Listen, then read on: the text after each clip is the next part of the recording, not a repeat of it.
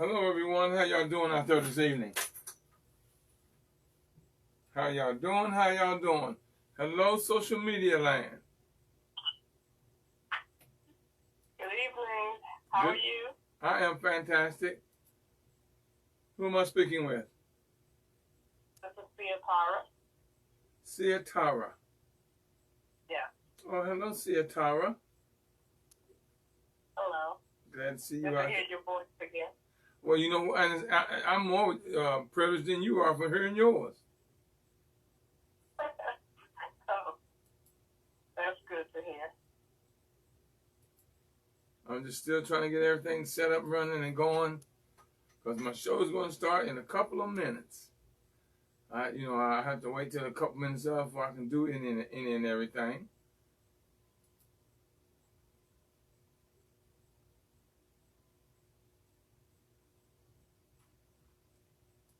So,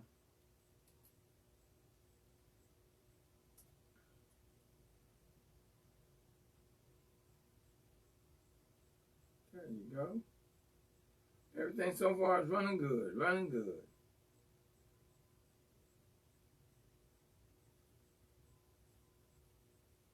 Oh, that's what I wanted to pop up. Now to get it to take. Come on. That ain't gonna work either.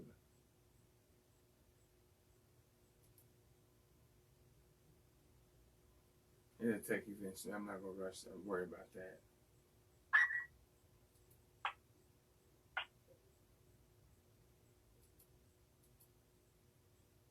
There it is. Oh, y'all, we are getting ready to rock and roll, rock and roll, rock and roll.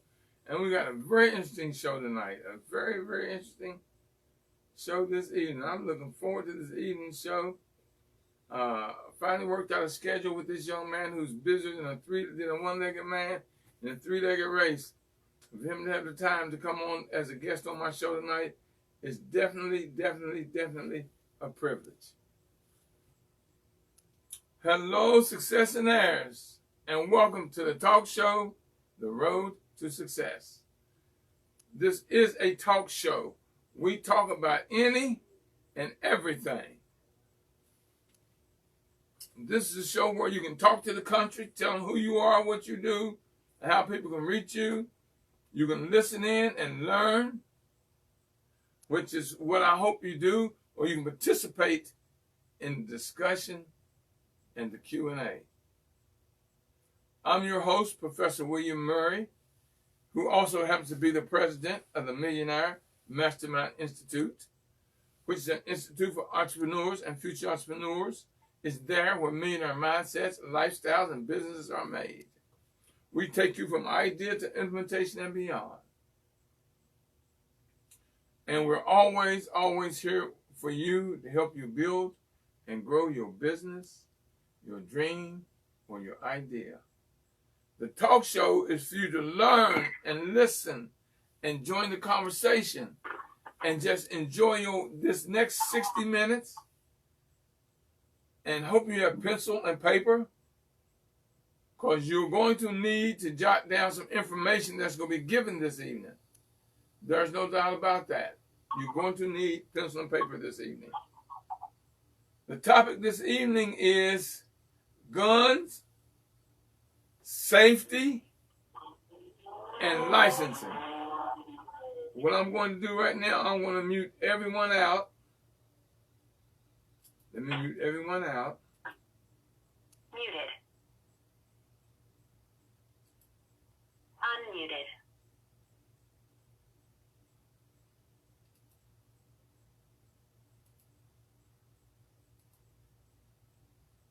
Okay.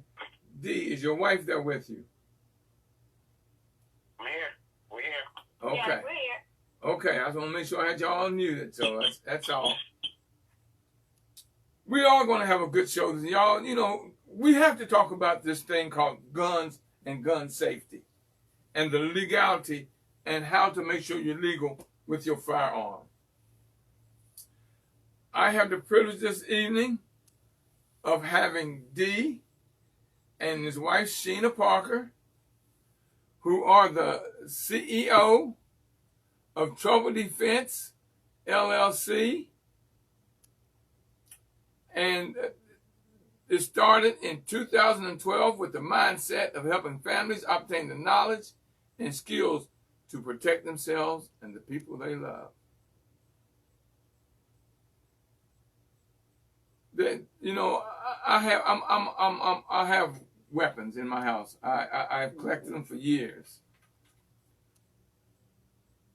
D is an Army veteran who specialized in firearm training and accredited armor, giving him the ability to repair any firearm whilst he was in the Army. He's an overall entrepreneur with several other investment businesses. Sheena, his wife, who is also with them, they're the parents of 3 children. She instructs some classes and range training as well. Her goal with Trouble Defense is to ensure families are making the best safety choices for their entire household as firearms are concerned. Because you have one, people, don't mean you know anything about how to use it. And you better learn the legality and how to use it, how to fire it, and when it's necessary to do so within legality. How you doing, Sheena and D? Good evening to you. I'm great. Good evening. Thank you for the introduction. Hello, everybody. Thank you so much for the introduction. Yes. Well, you know, I'm honored to have y'all on. It's one of those things where you know, I know y'all are so busy and it fits your schedule to be able to be a participant on my show is an honor. Now, what I'm going to do first is I'm going to kind of let y'all go. Tell us a little bit about your business and about firearms, and then we'll go from there. Sure. I'm actually going to go ahead and take care after that. Go ahead. So Trouble Defense started, as you said before, in 2012, and we came with the idea of D was actually in the military, and he started doing training. He was doing training with the soldiers, and once he finished with his term, the soldiers kept calling him to help them do training so that way that they can qualify. And so we decided to make it our own business. So we just continue from there on, training everyone from military personnel, FBI, police officers, you name it, and so on, obviously to citizens, everyday civilians. So we just want to make sure that everybody understands that firearms, while it has many faces, the majority of the faces that we see in firearms is somewhat of negative because we can use it as a weapon. However, we choose to explain to you that it can be used and it shall be used for safety purposes. So we are literally teaching everyone how to defend themselves and their family. So it should be only used as a last resort. And that's how we're going to go. We want to make sure that everyone knows that firearms are not, we're not teaching you to kill people. We're teaching you how to defend and protect yourself and your family. Yeah, and just to piggyback off of that, so how we do that is we have a couple of different services that we offer. We offer, for Virginia residents, we offer our wear and carry class, which you actually be able to carry a firearm on your person after the course.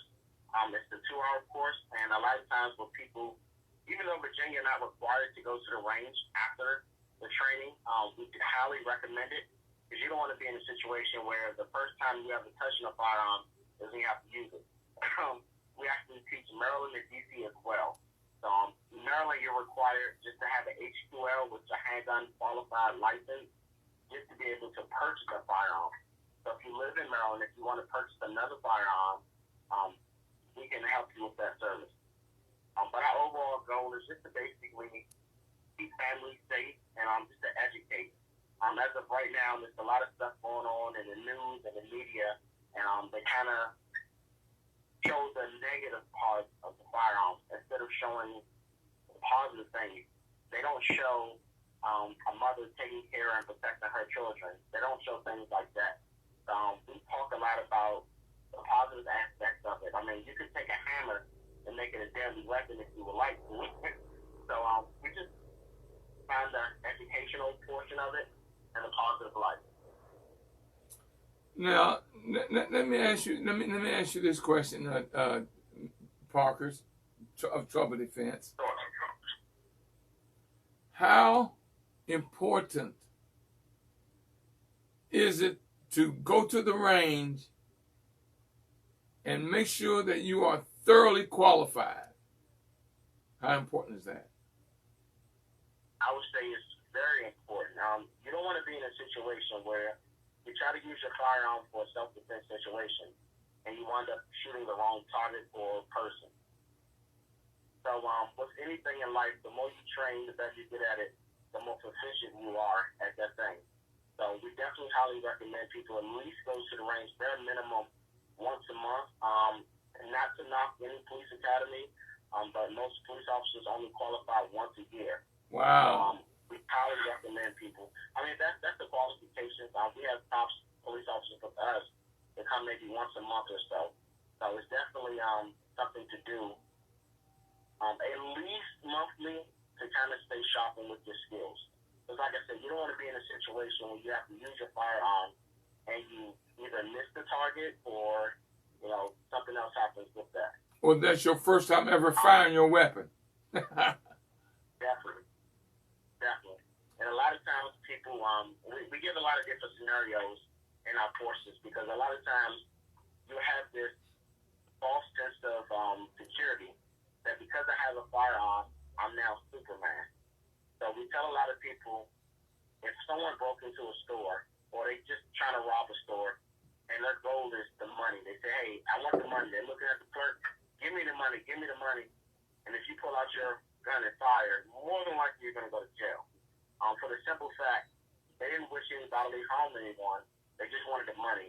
More than likely, most companies, the money is insured. Let them take the money. You're no superhero. And live to fight another day. Because if you decide, even if you were to win the case, let's say if you took the shot and you missed, and you wound up hitting someone you didn't want to hit, or you did damage to the property, you're held responsible for all of that. A gun isn't to make you brave. A gun really is just for safety.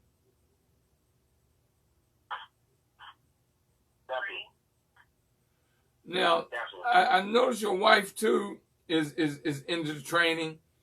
Let me ask you a question, Ms. Parker. How does it feel to be a woman in a predominantly men profession? Well, I mean, honestly, I think I just got so used to it. I haven't really thought about that in a while. I do get reminded of that often, especially from guys. They will be a little bit surprised that they're going to have a female instructor. Yes. So, and they really like the fact that they a lot of times will ask me to shoot. They just want to see what I can do sometimes, and I just feel like that's kind of, funny. I laugh about it. Chauvinistic. Yeah, I'm a really good job. And then I really like that women tend to feel a lot more comfortable and safer just having a female instructor. So I feel that really helps to be able to help our clientele from that thought process. Now, let me. And here's a question that I was really wondering about. What do you have a lot of women taking y'all's courses on weaponry? Oh yes. We have two prominent types of people that take our class that when it comes to the female sex.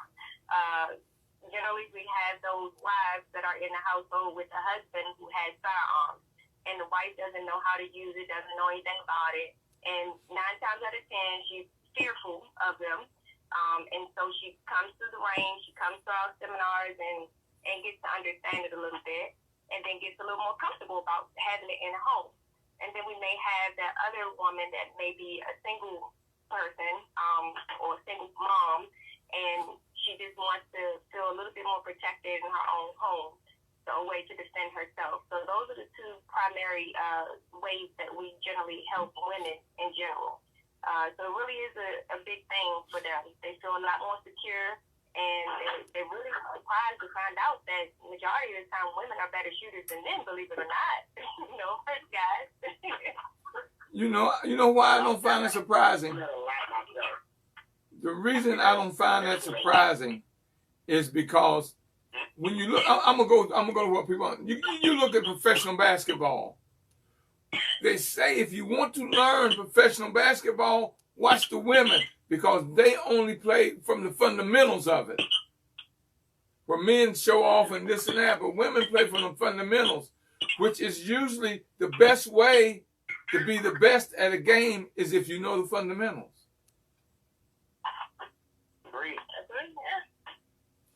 Now. Having that woman instructor brings another whole dynamic to the company. Yes. When I take women to the range, it's easily to see me shoot a big machine gun or whatever the case may be. They can easily watch me shoot it and say, "Oh, of course you can do that because you've been in the military. You're a big guy. You're this. You're that." So you are a big guy. It's like, "Oh wow, I can do it too."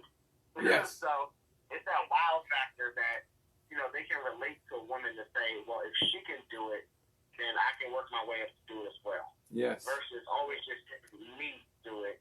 And it's like, well, you're a veteran. This is what you do for a living. Of course, this is easy for you. Now, D, how long is the course?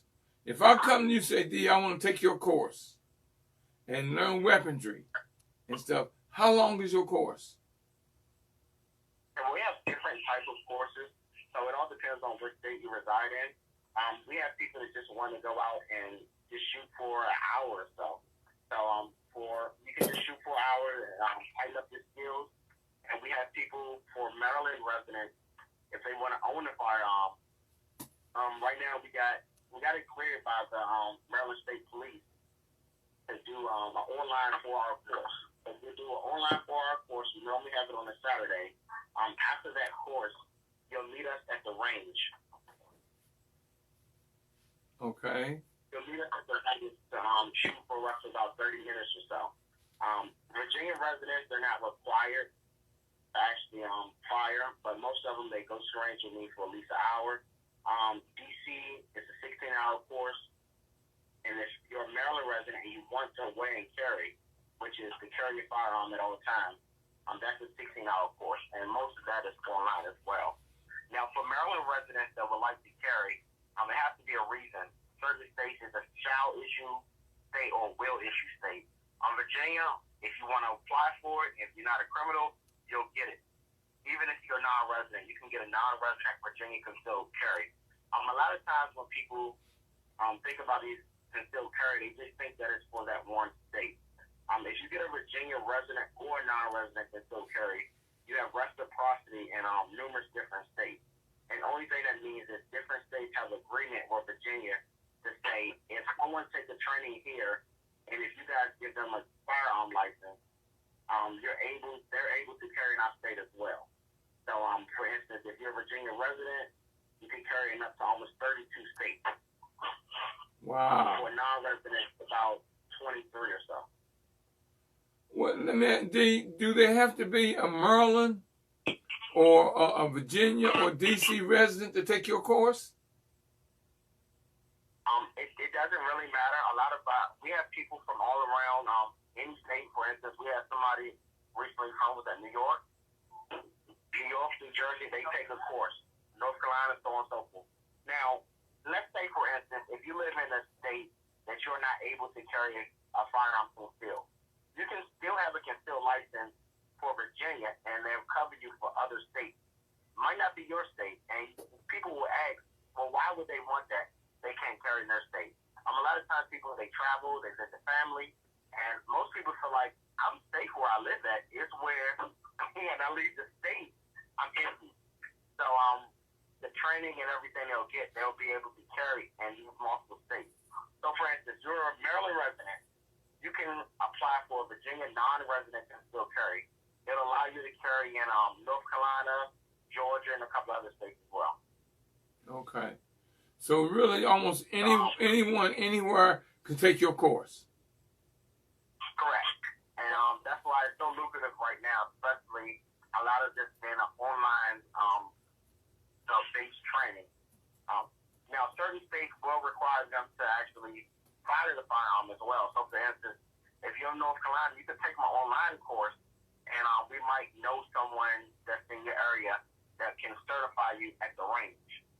But if you're in the DMV area, of course, we can take care of you directly.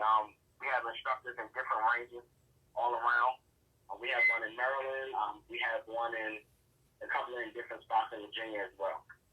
Because I have Miss Linda Nance wants to know, do you host seminars in South Carolina? Yes. We used to actually go to state and do certain seminars. Right now, because the COVID is so it's holding up progress in life, we have not. It was actually one that we were supposed to be going to Philly to train a couple of different people, but because everything that's going on with COVID, it made it a little harder. But this is definitely something that we can do. If it's a large enough group, we can make it happen. The problem that we were having is, for instance, if you have a group of 30 people, surprisingly, find a hotel that can accommodate 30 people, then a little harder. Normally, a room that can normally hold 50 people, you can only have 25 people in it now because of the social distance. Right, so, right. We put a little damper into the face-to-face courses, but we're starting to slowly but surely get back to face-to-face courses. So that is something that we can do, and they can just give us a call, and we can see what we can do to make that happen. Okay. But see, people. The thing that I like about it, D, is they can take the course online, which is great. Yes, a lot of the courses they can. But like I said, that's not necessarily everybody. For instance, yes, a Maryland resident can take a 4-hour still online. However, we'll still have to meet them at the range for them to actually fire. Right. Most of the fires, yes, it's online, but we definitely need to see you. Basically, show me what you're working with at the range. Now I'm trying to pull up because I've got people making comments, and I can't. It's not letting me pull up the comments so I can see them. Because Brian Austin says Utah. He has a Utah permit. I wish I could pull up these. I wish I could open up these other ones. It's not going to let me. See, that's what I don't like about this. I can't do what I want to do. But now let me talk to the missus for a moment. You know, how can you, Miss Parker? How can you maintain being a wife, a business partner, instructor, and a mom? Very good question. I wonder that some days myself. I just have to find a balance. I mean, between the motherly duties of having a toddler and also a preteen and also an adolescent, it comes along with the territory of just making sure you have that. I guess 3 children later, you figure it all out, right? And then you have to balance the whole cooking and cleaning, all the household duties, but scheduling customers and speaking with them. I mean, it's a blessing that I can actually work from home, so that helps a lot. So I can still spend time with the family and get things done, but I can also maintain one of the business. So it really helps with that. Working from home, I guess that's my key. Yeah. Because I know, I look at how my wife helps me. But you see me on the camera, but what she's doing behind the camera and everything is just, I couldn't do it without her. And I know D is in the same situation with you, because he has to do so much and be so many places at the same time that he's got to have a partner, someone he can trust. And like they say, when you got a good woman, you got a good thing. And Miss Parker, I know you, I know your husband, so I know he's a lucky man. Oh, thank you. Yeah, I mean, it can be a little tough sometimes. We just figure out ways to balance each other. If I'm a little bit tied up with doing more work with the business later hours, he'll take over with different with the children. So there's a little give and take in here, and that's how we get everything done. It's good communication. Definitely.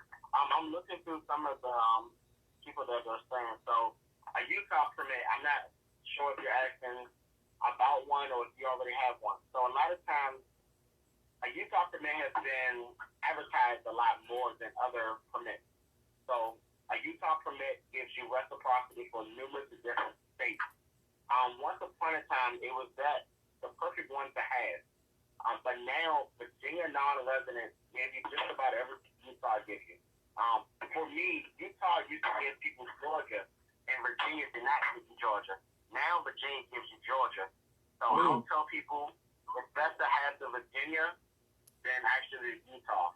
To be a Utah instructor, this was something I was going to do before. You actually have to fly there to take a 2-hour course, which is going to take you longer to fly there, only to get maybe an extra state or so.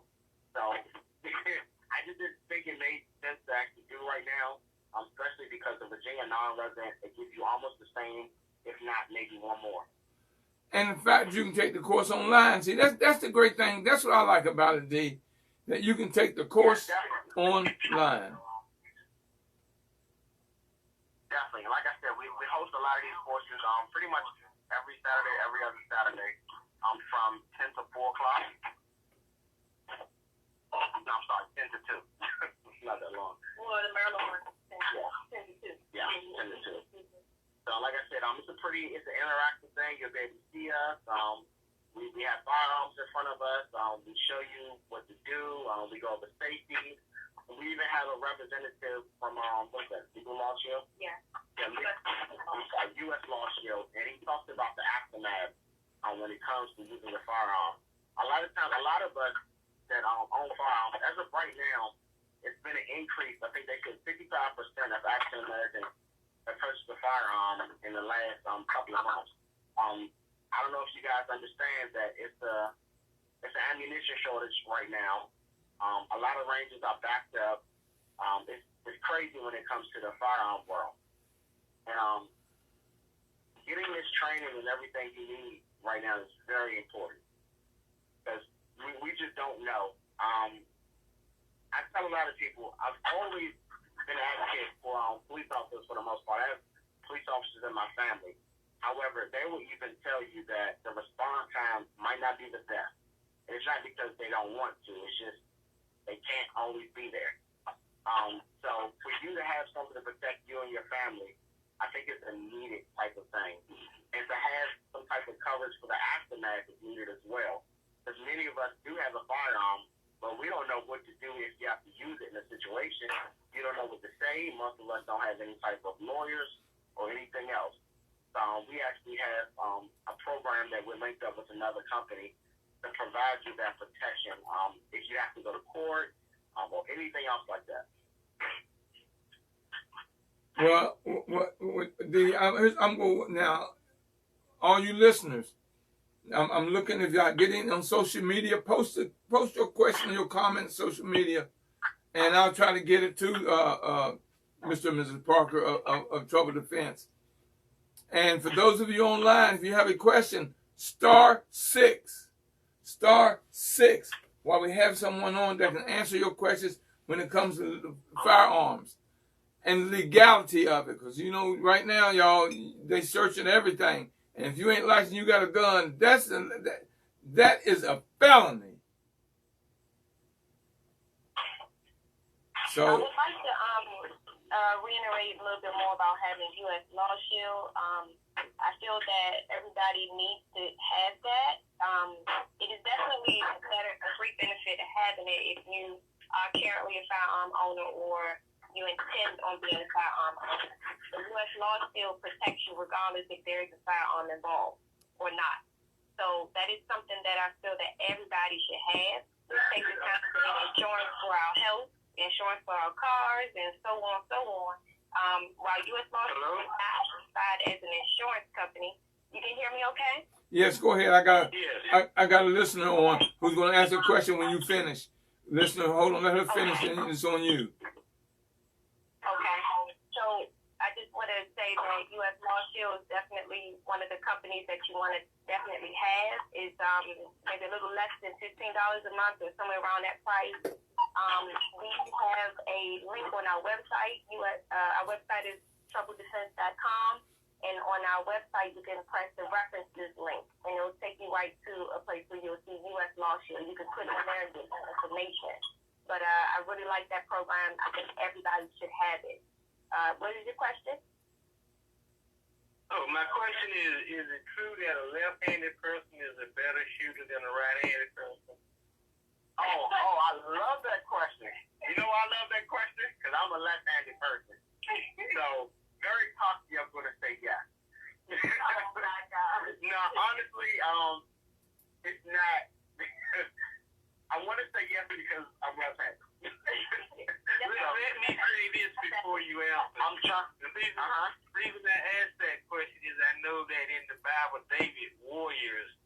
all left-handed.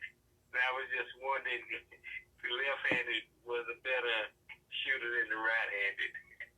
When it comes to shooting, I say everybody's equal. I will say that when it comes to shooting. And it hurts me. I have to cringe when I say this because I'm left-handed.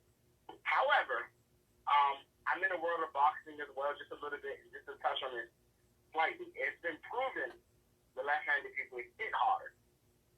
That's been a proven fact. But when it comes to the world of firearms, pretty much everybody's equal.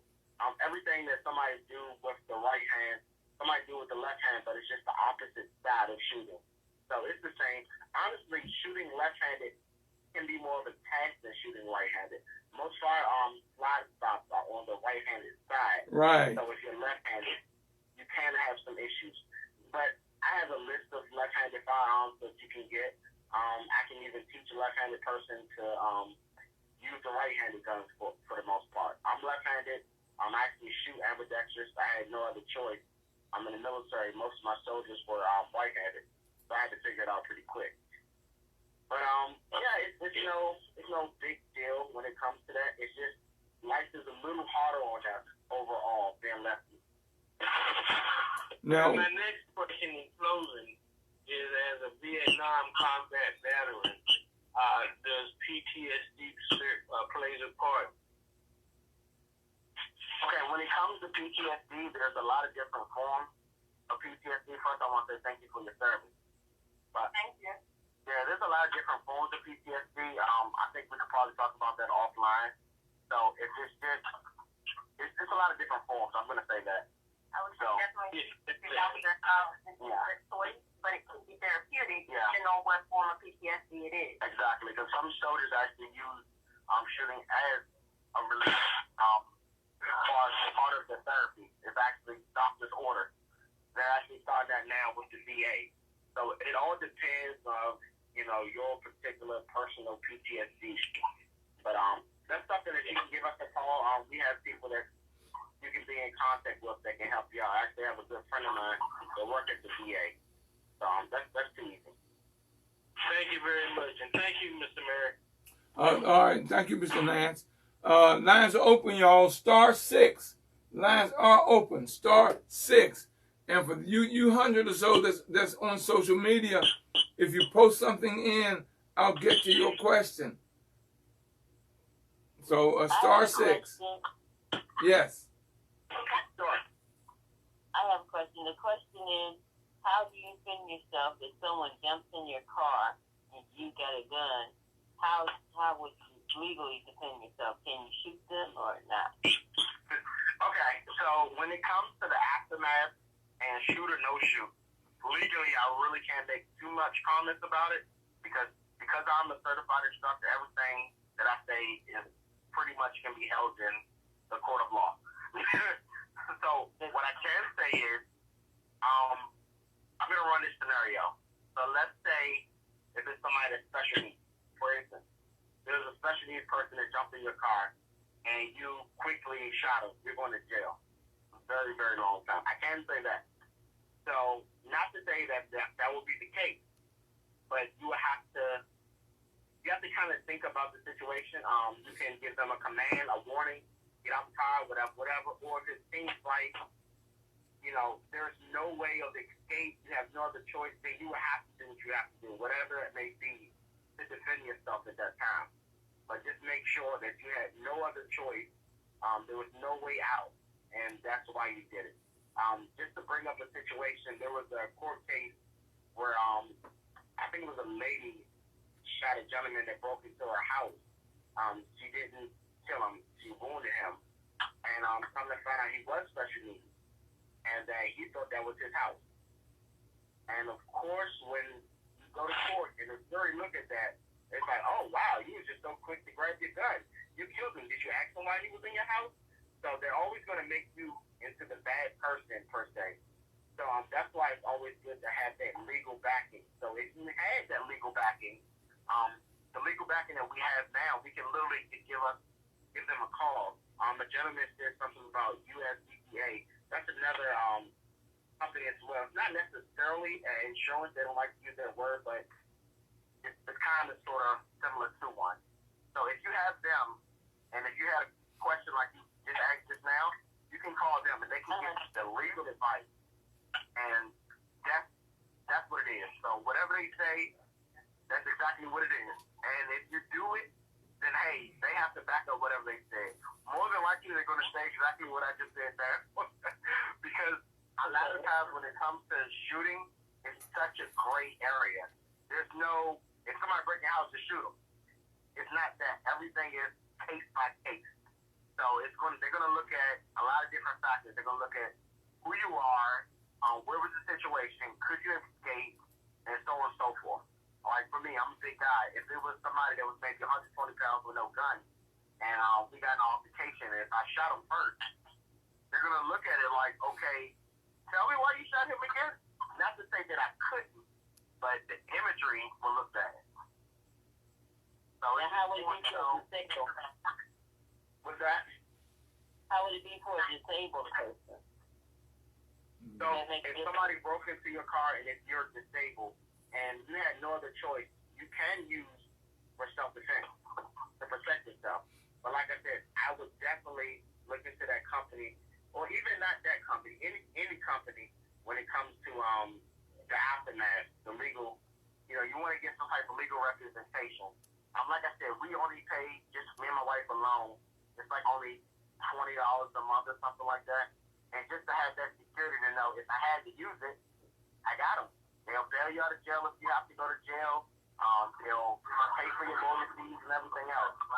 And for me, it makes me feel comfortable to know, God forbid, if I have to use it, I don't have to worry about, all the aftermath. I might go to jail, this might happen. So just having that will definitely be a good thing for me. Yes. Brian Austin on social media says, you must know the laws of your state, which is true. Now, here's something I want to ask you, D, and I know the answer to, but the public might not know. If you have a weapon and you have to discharge it, you have a better chance of being legal and right if it is registered than if it's not. So if you have a firearm registered, I have several firearms and every one of mine is registered. Okay, so the definition of registered depends on the state. Like the gentleman said, you have to know your state laws. It's very well true. So the state of Maryland, yes, you actually have to register your firearms. Your firearms are registered. You have a 7-day wait period. Yes, you are registered. The state of Virginia, we do not register firearms here. We buy them legally. We still go through the motions that everybody else do, but it's not in a database listed as registered per se. It's just, if something happened, they can still find out, who you was at the time. Once upon a time, Virginia, you was able to trade firearms almost like, Pokemon cards. You were able to meet somebody as a personal sale, and you say, hey, are you a felon? They say no. You say no. You can sign a bill of sale. You can shake his hand, and that was legal. They actually stopped that the 1st of, I think, July. They stopped that, so you can no longer do that now. But no, certain states, you're not registering per se. For instance, I can build firearms. So there's no problem with me building firearms in Virginia, and the ones that I build, they don't have to have a serial number. Good to have one, but they don't have to. However, if you were to go into Maryland or D.C., that firearm has to be registered. It has to have a serial number. Even with D.C., when it comes to carrying, because you don't have to be a D.C. resident to actually carry in D.C., but if you do carry in D.C., it has to be one particular firearm that's registered with D.C. So if you're in D.C. and if you have a Glock 19, that Glock 19 with that serial number better be on you at all times. Not no other firearm. They don't care if the other ones are legal. That one is the only one that you can have in D.C. So I hope that answers your question.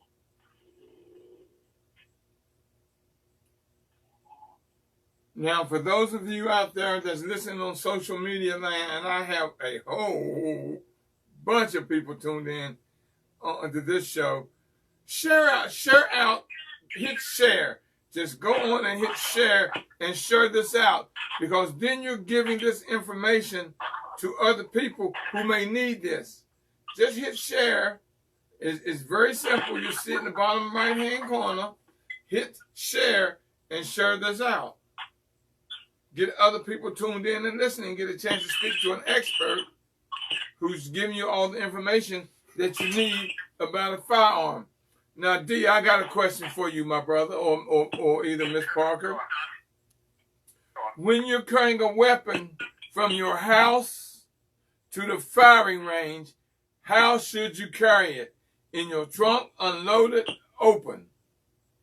Or how should you carry it going to the fire range and coming back? That's going to depend on the state as well. Yeah, a lot of these things, like the general was saying, it's your state. Now, we go over federal laws, and then we go over state laws. Maryland, it has to be separated from the firearm has to be separated from the magazine and ammunition.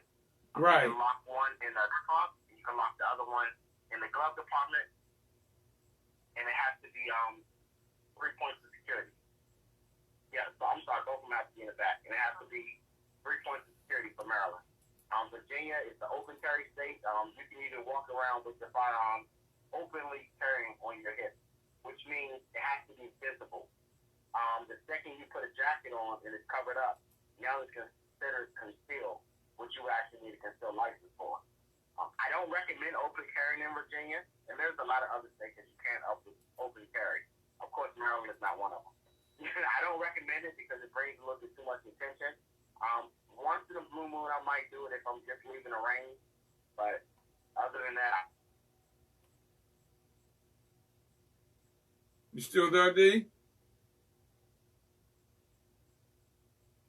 Hello, D. Something happened. You just faded out. It says you're still there. Oh, nope, I dropped. Hold on, y'all. I got to dial back in. I dropped. That's the first time that's ever happened. Hold on, y'all. I'm coming back.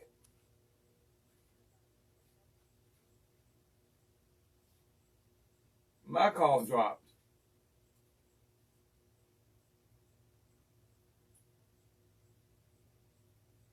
Are you charged up? I'm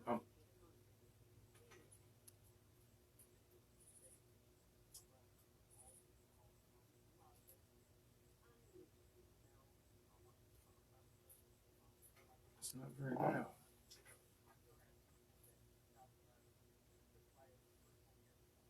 and whenever they have any questions or something, we definitely help them out. So it's always an ongoing process with the firearm. Sometimes you can lose a state when it comes to reciprocity. Sometimes you can gain one. So definitely our job is to make sure everybody's up to date with the latest and greatest. Anybody else have any more questions? The lines are open, y'all. Somebody talk to us. I'm sorry, y'all. My call dropped. I had to dial back in, so I missed part of it while I was dialing back in. And some of y'all, I'm back on. So, anyone have any questions? Somebody talk to us. I have a question. Yes. And I'm not sure. I'm at work, so I'm in and out of the conversation, and I'm not sure if you answered it or not. But as far as you were saying that you have to have, I guess, a legitimate reason to carry it at all times. What would be some of the reasons? What would be some examples? Sure. Are you a Maryland resident? Yes. I am a Maryland resident, but I'm a Maryland resident, but I'm a traveler, so I'm traveling from state to state. So I'm like all over the place. If you travel state to state, it's best to get a Virginia non-resident because they have a lot of states that you'll be covered in. Now, for Maryland, one of the things, you can be a business owner. You just let them know you're a business owner and you deal with cash. So you make cash deposits. You show them proof of your LLC or nonprofit organization and a couple of cash deposits. And you can get it that way. That's one way. Another way is I see a lot of people go through churches. You're the treasury of the church, the pastor of the church. There's a lot of pistol packing pastors. I won't name them, but there's a lot. There's a lot more than you think. So a pastor in the church, that's another way. If you had people threatening your life, that's a way. And believe it or not, if you have a top secret clearance, that's the way. I actually just learned that recently. So if you have a top secret clearance, that's it. That's your reason right there. You have a top secret clearance, you can actually get a concealed carry in Maryland. With you being a Maryland resident, I would like to explain that if you're not a person that qualifies for wear and carry, you can also still apply for your H2L, which is the handgun qualification license, and you'll be able to purchase the firearm and keep it at home for home safety. And then when you're traveling, if you got the Virginia concealed carry permit, you can travel to those within that reciprocity. You can carry your firearm concealed that way. Now, I just wanted to clarify something that you had said a few minutes ago. If someone is threatening your life, you can carry, but that has to be a documented threat of your life, correct? That has to be documented.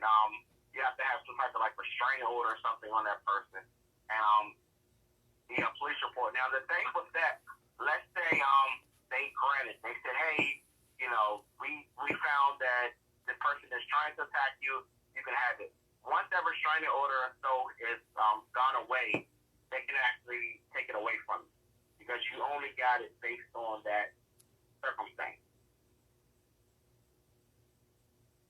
Yeah, and when it comes... With that being said, Go ahead. real quick, Professor Murray, with that being said, a justifiable reason wouldn't be I'm a single woman, I'm out at night sometimes, I need to feel safe.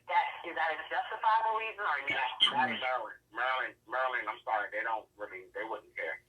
I'm not going to say they don't. Is that, what about everywhere else? Like, is that at times in some states could that be a justifiable reason or no, that's just zero? So remember, if you get a Virginia non-resident, it doesn't matter your reason. You don't need a reason. You don't have to justify the reason why you want to carry. You fill out the paperwork, you're a good person, you pass the background, boom, you'll have it. They're not asking you why. When it comes to Maryland and a couple other states, they do ask, why do you need it? I would like to also explain to everyone that, again, the firearms being a last resort for the things that we're using it for is self-defense.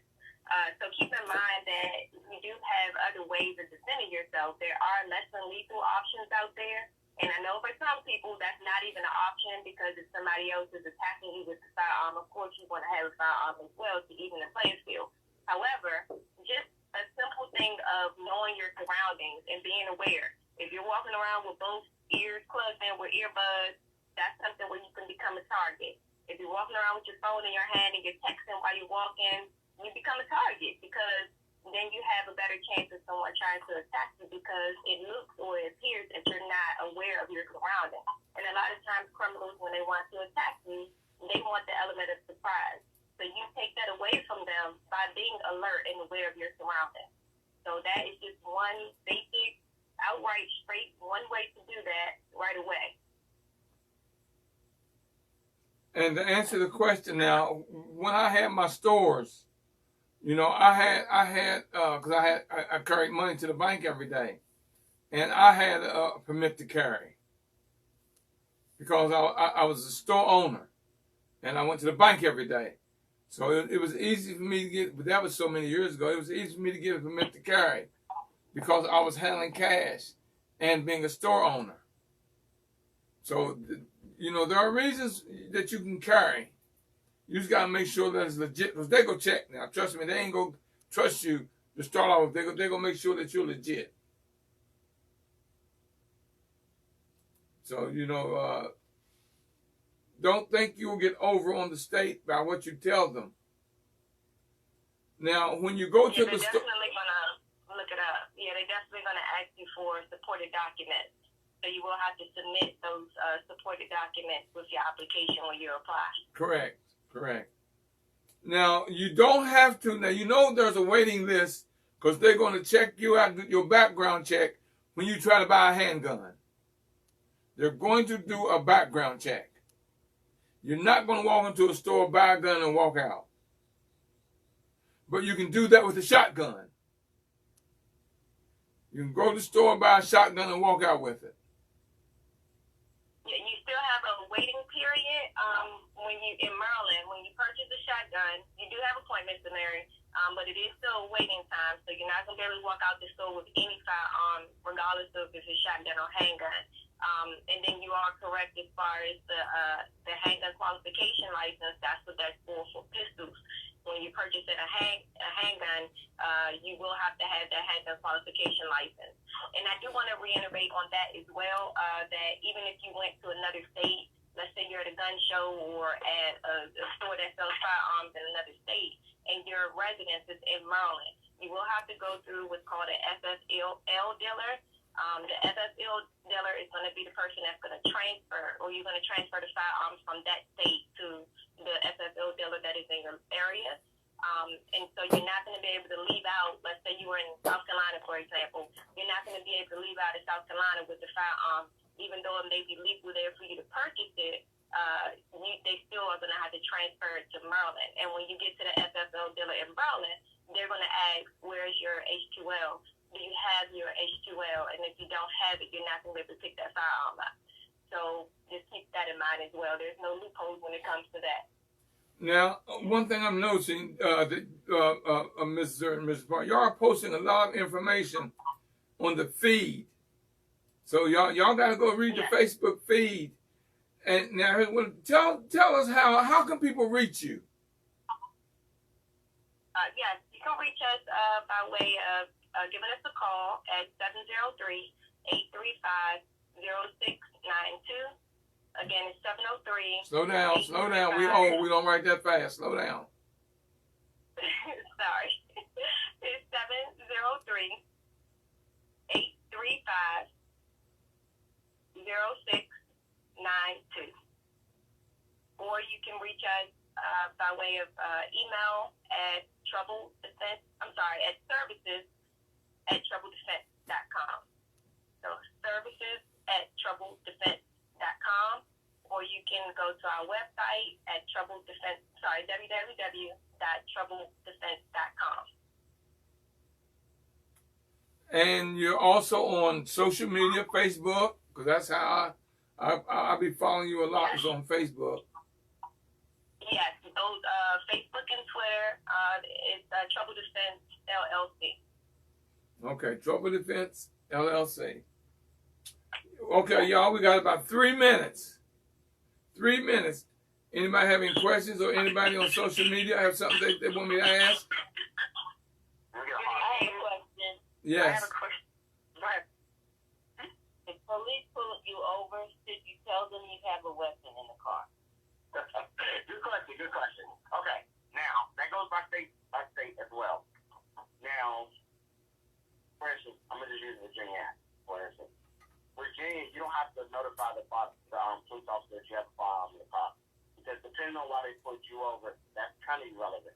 Now, if you did something wrong, and you know you probably snatched you out of the car, it'll be in your best interest to say something. But legally, the state of Virginia, you don't have to. Some states you have to notify the officer. So it all depends on what state you're in. But I'll use cautious when you do something like that. Like I tell everybody, if your firearm is in your glove compartment, for instance, just to say if you could have it in your glove compartment, I wouldn't have my driver's license in my glove compartment as well. I think that can end very wrong. Me personally, my license and things are in my visor. So if I need anything, I can just go right in my visor. And the likelihood of you having a firearm in your visor, it's not that high. So they're not going to, be so jumpy. But like I said, it definitely depends on what state you're in. But most, I'm not going to say most, but Virginia for sure, and Maryland, you don't have to notify. Okay. Is there a website to look that up? Yes, you can find a lot of that on the state police website. A lot of times we can send that to you. You can go through us. We'll just send you either screenshot or direct link. We got 1 minute. Any questions? Or you got 1 minute? I have a question. This is Maggie from California. In regards to a person owning those firearms, what happens if the person deceased? What becomes of legally those firearms? How do you? What's the next step? Sure. Now, I know a couple of people that been through this situation recently at the range. So what the son did was his father passed away. What the son did was he wrote every firearm down with the serial number. He went to the local FFL, which is the Federal Firearm Licensing Division, which you can go to a gun range with that. He gave it to the gun range, and he told them to bring all the firearms in, and he got them all pretty much transferred over to him. So he ran the background check with his name and everything, and he was fine. Do you have to have training or anything, or you just get ownership of them? A lot of states, you don't have to have any training, but the best thing to do is to write all the serial numbers down. Just don't bring up the firearms. Get with your local gun range, and you can do it from there. They'll be able to do the basically the transfer. Okay, so what would happen if you would like to sell them? What's the best way to sell them? If you like to sell a firearm, a lot of ranges have a program that you can go to them and they'll buy it from you. So that's the easiest way to sell it. Pawn shops do it. Someone will look at. I was going to ask you about that, but I didn't know. You're not gonna really. You're put it like this. Let's say if you come in with no knowledge to a firearm, and you have a $5,000 firearm, and they say, this is it's not the best. I give you $800. In your mind, it's like, oh crap, $800. I don't know what my husband, I don't know what he paid for it, but it ain't really worth $5,000.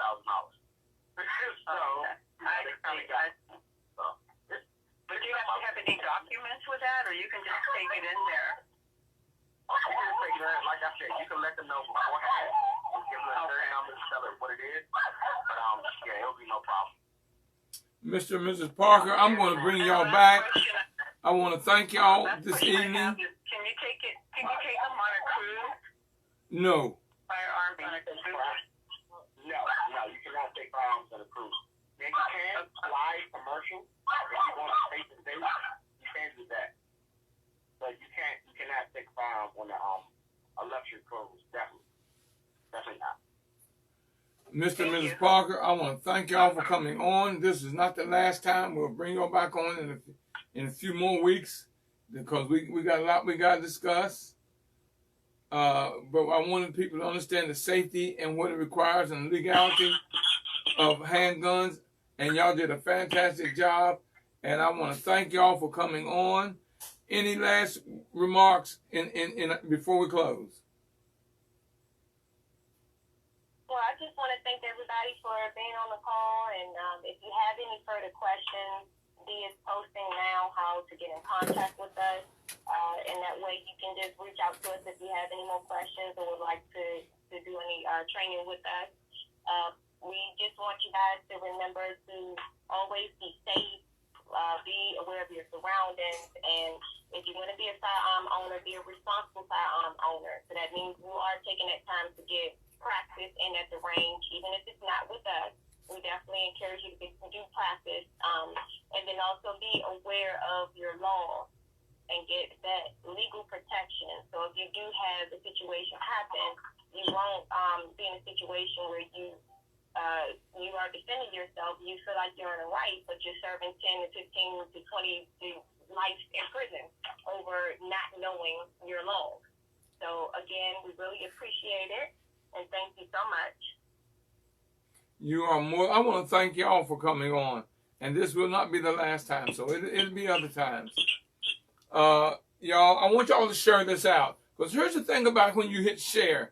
It goes on your page and you can go back and play it again. Or you can play it for someone that you know may need it. Or you can tell them to go to your page once you share it and they share it and they get their page and it's information that you have. You don't get shows like this every day, everywhere. That's why this show is special. So share it out so you can save it on your page and listen to it again. Mr. Parker has been posting the whole time he's been talking, giving you more information. So you want to be able to go back and read what Mr. Parker and Miss Parker posted while they were talking, because they were answering some of the questions online. And I want to thank y'all for tuning in. But now you know that we're trying to keep this show. And you see the value of this show. And we're asking you to help us keep it by giving a donation to the show, The Road to Success. All you can do Cash App at $W Murray. You can go to paypal.me/MM Institute. You can send us a check or money order at P.O. Box 47438, District Heights, Maryland 20753. I'm repeat those. Cash App at $W Murray, MURRY. Or PayPal at paypal.me/MM Institute. We have a GoFundMe page at gofundme.com/F/W Murray1. Or send cash or money order to P.O. Box 47438, District Heights, Maryland. And I want to tell everyone today was my precious wife's birthday. And she knows I love her. There's no doubt. I want to thank her for supporting me for these 28 years we have been together and putting up with me. So I've got this posted on my page, y'all. So if y'all want to go on my page and tell her happy birthday, it's on my page. And, you know, she's gotten hundreds today of happy birthday wishes. As I always tell you, if you push me, I will pull you.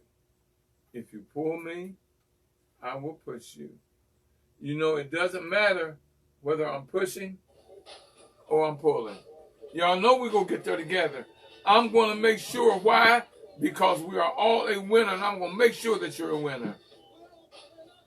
You know I love you, and ain't nothing you can do about it. So until next time, y'all, I'm telling you, God bless, and keep working on your road to success. Until next time, y'all, God bless, and keep supporting the show, The Road to Success. Give us some support. It could be $20, $25, $50, $100, $1,000, $10,000.